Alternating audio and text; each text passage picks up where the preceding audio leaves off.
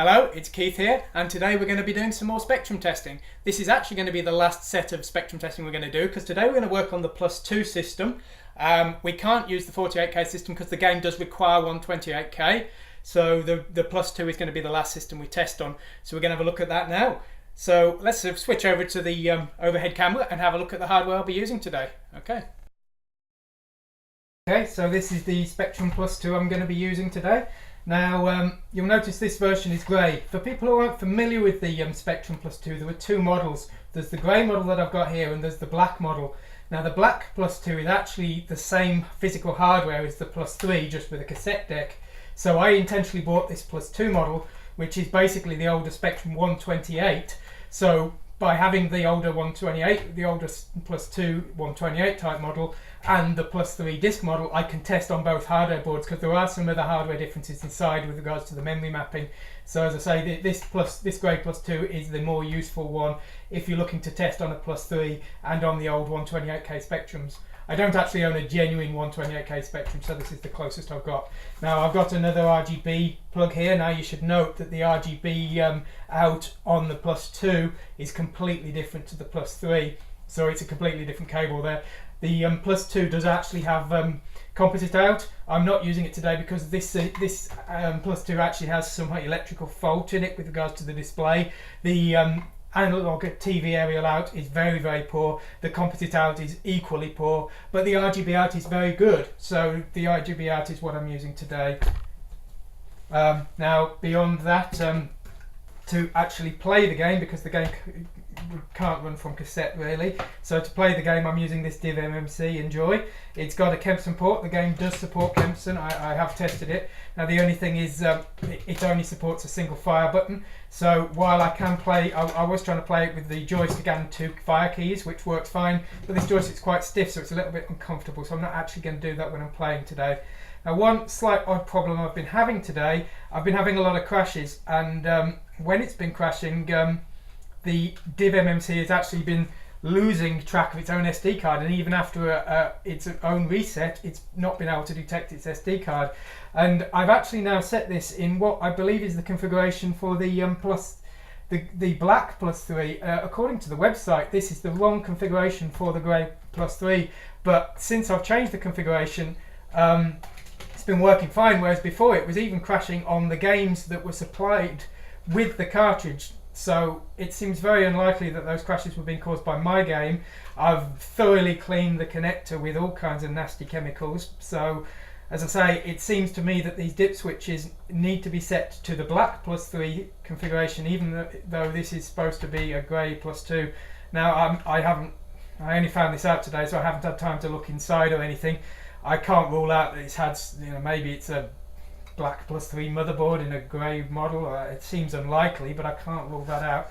Now, one other problem I've had with this Spectrum is I was using what was sold as a modern but official Spectrum, modern but defined as intended for this Spectrum power supply, but forgetting this, and this not even connected, I was having problems with cassettes. They'd start loading, they'd crash halfway through loading, and then when you reset the Spectrum, you couldn't even start them loading again. And it seemed to me that the power supply was kind of browning out, and it just wasn't outputting enough power. So what I'm actually using now, I'll just plug this so I can show you. I'm using an 8.5 volt Sony PlayStation adapter from the mini PlayStation. Now, it's supposed to be 9 volts, but that's close enough, it seems. And this thing outputs a ton of amps. I forget, it's like 7 amps or something crazy. So it's way more than the 3 amps that the Spectrum really needs. So this has been working really well for me, it seems, today. I don't think that's anything to do with the problem with this I've been having. But the only thing to bear in mind is the polarity. The polarity of the Spectrum is center negative, 9 volts center negative. So you do have to, don't go plugging a PlayStation adapter straight in on my recommendation, because that's going to fray a Spectrum or something. So yep, Div MMC, great bit of hardware. Spectrum +2, good for testing, and PlayStation adapter or whatever you can need to power the thing. So there we go, that's the hardware. Okay, well, let's zoom the camera in and start the game up, and we'll hope we don't have any more crashes, because I think I've got everything working now. Okay, so using the div MMC Enjoy is very, very easy. Unlike the HXC, you don't need to do any kind of disk conversion. All you need to do is put the SD card in your card reader on your PC, drag drop the file across. So I'm not going to show you anything there because it's just the same as any other thing. Now, we've got two buttons on the device. There's the reset button, which is red, and there's the NMI, which is non-manageable interrupt or something, I think it stands for. But basically, it's kind of like the multi-phase 2 stop button. We just press it, and the firmware kicks in. Now, then we just use the cursor keys to browse around the disk system. And you can see I've got this folder called Aku, which is short for Akuma. And then disk 1. Now, the TRD version only comes on one disk, so that's all we need. And then we just start it up, and it loads immediately by itself, which is nice. Okay, and it's actually a lot faster as well. That's much faster than the game loads on even the emulator with TRD. So it's obviously not emulating the disk mechanical speed, which is a bonus. It's faster. So we'll just go to configure settings. Now we can turn Kempson on this machine, and we can use the joystick, but as I say, we can only use one fire button, so it's not really practical. So we're just going to we'll leave it on because it doesn't do any harm. And we'll go back to the menu. And we'll start the game as Chibi Akumas. So we're going to play through the same two levels, but I will talk about some different stuff to keep it interesting. So I've not noticed it. There shouldn't be any difference at all between the +3 version and the +2 version, or the 128K version rather, because as I say, this is the grey +2 is effectively a 128. So there shouldn't be any real difference. The game should play exactly the same. Now, one thing I did want to tell you about on the Spectrum is a couple of differences between the Spectrum and the other versions. Now, because of the way the interrupt handlers work on the Spectrum, you will notice some slight changes in the speed of the music, and this is because the music is handled by the interrupt handler, but on the Spectrum the interrupts occasionally get missed because the system's doing other things and stopping interrupts. And that can have the effect that the music slows down a little bit, and then I've countered that by artificially speeding it up. So you'll notice it speeds up and slows down a little bit from time to time, but I don't think the effect is too bad, and it wasn't really a concern for me, the music. Now, as you already know, the Spectrum graphics are sort of more limited because of the colour system than the Amstrad or the MSX, and there is that slight speed problem with the music. But that aside, the Spectrum version is actually one of the faster. I think it's the fastest with the exception of the V9990, which is the very powerful external graphics card for the MSX. So really, the speed-wise, the Spectrum is actually kind of the best of the basic 8-bit versions, as I say, with the exception of that V990 version, which is just, you know, that's practically a 16-bit system, so can't really compare to that. So yeah, I think, I mean, personally, I think the Spectrum version works quite nicely. The bright colours really suit this game, and it was totally accidental. The game was never intended to be released on the Spectrum, but the Spectrum graphics tend to work best when the background is black, and that's exactly what the game tends to use. You'll only see the first two levels again today because I want you to have something to look forward to when you see the final game, but you can see some screenshots of the third and fourth levels, so I'm not really going to spoil anything if I tell you a little bit about them. So the third level is a water level, and that does actually have a blue background, but so you're sort of going through a river, and then you go underwater for the second half of the level and fight a giant robotic fish, which is strange, but that's what happens. And then the final level is a caves level, and I was trying to be quite clever and have objects in the level illuminate the room, and when there were no light objects illuminating the room, the level will go dark, and so the room changes colour depending on whether there's red flames or blue jellyfish or sort of green phosphorus rocks and things. They all change the colours, and that's a trick that I do on all of the systems, and I think it's quite fun. So yeah, that's something I do. And then after that, there's a sort of the fourth level has two parts. There's a vertically scrolling part which has graphics which were a parody of the game Xenon 2, because that's a big game I used to really love. So I wanted to try and have some homage to it in here. So the graphics are supposed to look a bit like Xenon 2 on the vertical scrolling part. And then the final part is the big boss battle, which has over 1,200 bullets on screen, and that's absolutely crazy. But I really wanted to have something dramatic for the end, and I wanted to try and make the whole idea of the game was to try and bring this sort of death smiles gameplay from the Xbox 360 to the 8-bit systems, you know, just to really see what we could make these old 8-bits do, and could we make them bring something very modern to the old hardware, and hopefully I've brought something that will at least surprise people and make you know, give people a bit of amusement, even if, you know, maybe it's not sort of as good as those systems, but, you know, how could it be? But yeah, so as I say, the last boss battle has a very small sprite but has a very large bullet count, whereas obviously the rest of the game does have quite a lot of sprites on screen. But when you do win the game at one time, there's a special mode. Now, normally, I'm getting absolutely assaulted here.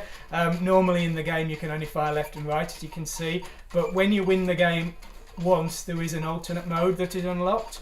I will show you where the option is, it's on the menus, but when you unlock the optional mode, it switches to what's called 4-direction mode, and then on one of the buttons will fire in whatever direction you moved last, and the other button is a kind of strafe button where you will continue firing in that first direction.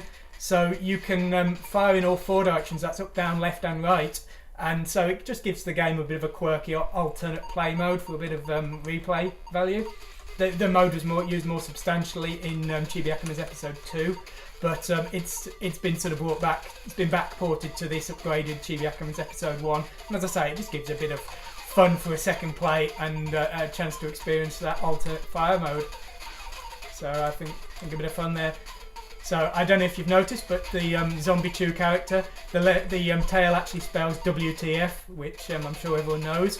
And the character's name is called Pakurimon Zombie Chew, and the word Pakuri in Japanese means rip-off. So it's another joke about the fact that the character is an obvious copy of a certain famous mouse character. Now, also, by the way, you'll see the character blew me a kiss there, and that's because while the sound a mouse makes in Japanese is chew, the sound of a kiss is also chew, so it's again the zombie chew thing being used there. So a bit of zombie chew trivia for you there, plenty to enjoy. So I'm going to actually die now because, as I say, I don't want to show you that last level. So we're counting down here. The number of credits is configurable on the menu. We'll have a look at all the menu options and I'll just explain them. One comedy thing that no one seems to realise, when you get the game over screen, it gives you a score of F. It always gives you a score of F. The character that you play is always very insulting, and so however well you play, you always get an F. It's supposed to be a joke, but some people don't seem to realise it's a joke and seem to think they're not playing well enough, and that's why they got the F. There is no A, there is no B. You always get an F. So it is a joke. So if we go to configure settings here, you can have a look at all the options here. So you can set the number continues and you can set it in units of 10. So if you're feeling completely insane, you can try and win the game with 10 continues. Kempson, turn it on if you've got a port, otherwise leave it off, because sometimes it can cause malfunctioning on systems that don't have the Kempson, it seems. So it defaults to off. You've got a difficulty setting here, so if you really want the game to be harder or easier, you can just mess with the settings here. You've got 4 difficulties. Then you've got the 2-player mode, which is how the credits are shared, as I described before. So in the normal mode, you both share the same credit stock, but in Brood Reduction mode, you actually have a separate credit stock. So it's in your interest to steal all the coins and power-ups, so that the opponent, so your second player doesn't get any. It was I always remember playing Gauntlet. It was quite fun in that game to kind of steal things that the other player would want, so I was trying to give the game a bit of that sort of competitive option. Now gameplay mode you'll see is normal here. I've actually already won the game, so I can select 4-direction mode. Normally you won't be able to, but yeah, that's the alternate fire mode. Well, actually, let's show you that. Maybe you want to see that. And then you can configure the number of smart bombs here. The limit is 3, it won't go any higher than that. Let's go and let's start the game in 4-direction mode. So you can see now I can actually fire up, down, left and right, and if I'm firing up and then I press the second fire, you'll see I continue firing up. Now it's probably not as useful in this game as it was in the second game, where there was a vertically scrolling level, but as I say, it was just a little bonus for the players to be able to use that 4-direction mode. So if you want to experience the game a second time with a bit of a twist, well, there you go. But anyway, you do have to win the game first before you get to use that. Okay, so that's all I'm going to show you today. It looks like me messing with the dip switches has solved my crashing problem. I'm pretty sure the Spectrum version is now finished. I've not seen anything that concerns me anymore. I've pretty much tested it to exhaustion. So hopefully this will be the version that is finally released. Well, anyway, thanks for listening today, and I'll see you around. Bye now.